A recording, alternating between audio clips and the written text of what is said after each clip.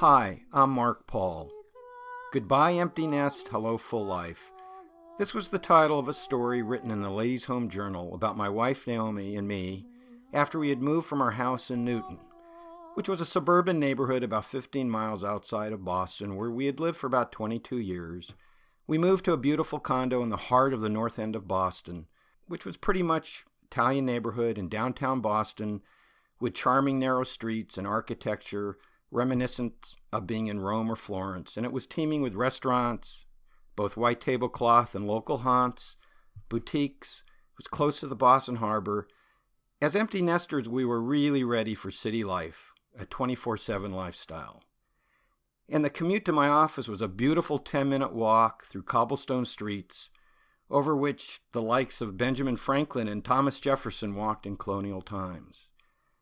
And as it was written in the story, on my way to work in the morning, it started with an espresso in a cozy local backstreet neighborhood cafe where I had made new friends and we would sit and chat for an hour, easily solving the world and local neighborhood problems of the day. And at night, before turning on Jimmy Kimmel, it was all I could do to resist walking about 50 yards across the street to what was the best Italian bakery in the city, open 24 hours a day and mercilessly wafting the smells of fresh-baked breads and pastries into the street and into our condo windows. And our weekend walks, Naomi and I, as we walked through Boston along the Charles River, along Newbury and Boylston streets, and through the Boston Gardens, we were visiting art galleries and museums, and of course trying as many new restaurants as we could. This was all part of our active new city life. And in Newton, which had one of the largest per capita Jewish populations in the country, schools were closed on the high holidays, and there were numerous synagogues and kosher markets. And it was really easy to be connected Jewishly in Newton. And after Bar Mitzvah, I was not at all a synagogue goer, other than for an occasional simcha or the high holidays.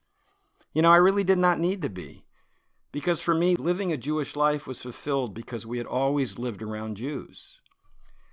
Now, we had developed a nice circle of friends in the North End. I was even elected president of the neighborhood association. I think I was the first Jew to be president of the largely Catholic Italian North End.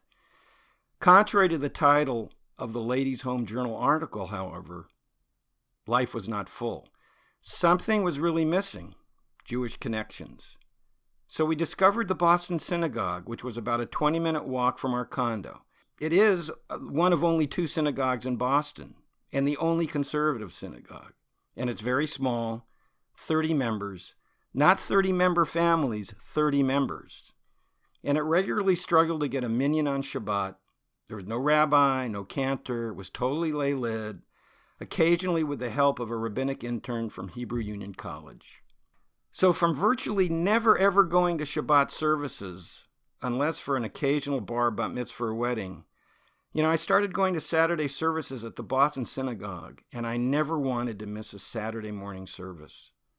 And I had to start absolutely from scratch to relearn how to read Hebrew, become familiar and comfortable with Shabbat services, songs, prayers, and choreography. But I needed the Jewish connections of the small Jewish community that the Boston Synagogue offered.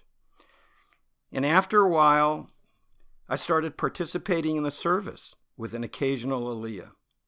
I was around 55 years old at the time, and I was still one of the youngest men in services, and started regularly doing Hagbah because I could lift the Torah high and open it to at least 3 columns.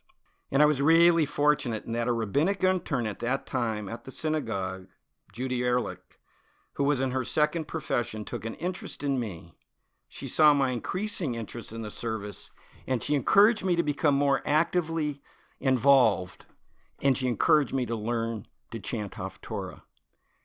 And I had only chanted Haftorah one time before at my bar mitzvah, which was about 42 years before that.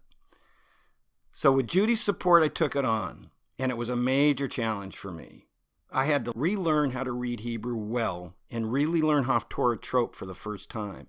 Because when I chanted Haftorah at my bar mitzvah, I just really memorized it from a tape recording and did not really chant the tropes. And I really worked hard to hone down my skills. This is a picture of my cues on the blessing before the Haftorah, which I spent hours on learning. Now, after about 5 years, or about 5 years ago, we moved from the North End and now live in the Upper West Side and are members of Ansche Chesed, where I've continued to chant Haftorah, which is immensely satisfying. It is also my way to contribute to the shul. I am thinking about learning to lead Mosaf. I am even taking voice lessons to improve my chanting. My daughter was thrilled. She jokes at these lessons, hopefully, that my chanting will be less painful for the synagogue. She's not being nasty. That's her wonderful sense of humor.